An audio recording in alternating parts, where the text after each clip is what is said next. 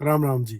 150 साल पहले का हरियाणा वीडियो सीरीज में आपका स्वागत है। 1880 में अंग्रेजी इतिहासकार हरियाणा के बारे में लिखते हैं कि लगभग 2000 साल पहले बौद्ध काल के समय इस क्षेत्र में बड़ी संख्या में इंडो स्काइथियन साम्राज्य के सिक्के मिले थे। ये सिक्के पोहलर नामक जगह पर सरस्वती नदी के किनारे कैथल के करीब 10 मील उत्तर में पाए गए थे। इन सिक्कों से पता चलता है कि 2000 साल पहले ये इलाका किसी और साम्राज्य का हिस्सा था और इसकी सीमा सफीदों नाम की जगह तक थी। और 1880 में भी यहाँ के लोग सफीदों को उस जगह के नाम से जानते थे जहाँ पे महाभारत काल में सांपों का संहार हुआ था। करीब 400 ईस्वी में चीनी यात्री फाहियान यहाँ पे आए।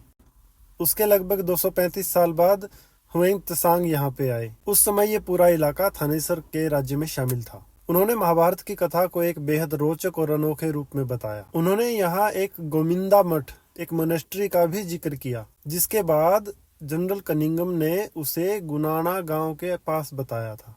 अब ये माना जाता है कि वही स्थान आगे चलकर सीता माई के मठ के रूप में प्रसिद्ध हुआ, जो गुनाना से सिर्फ 4 मील की दूरी पर था। आगे चलकर बहलोल लोदी के शासनकाल में उनके पुत्र राजकुमार निजाम खान, जो बाद में सिकंदर लोदी कहलाए, उन्होंने पानीपत पर अधिकार कर लिया था। उन्होंने इसे अपनी जागीर के रूप में रखा। वो पानीपत को उन्होंने अपना मुख्यालय बनाया था, जहां उनकी सेना में लगभग 1500 घुड़सवार सैनिक थे। उस समय करनाल और पानीपत सरहिंद और फिरोजपुर से दिल्ली जाने वाले मुख्य मार्ग पर बसे थे। तैमूर के युग से लेकर अकबर के समय तक, यानी करीब 150 सालों तक सेनाएं लगातार इस पूरे इलाके से गुजरती रही। यहाँ कई युद्ध हुए, कुछ छोटे कुछ बड़े।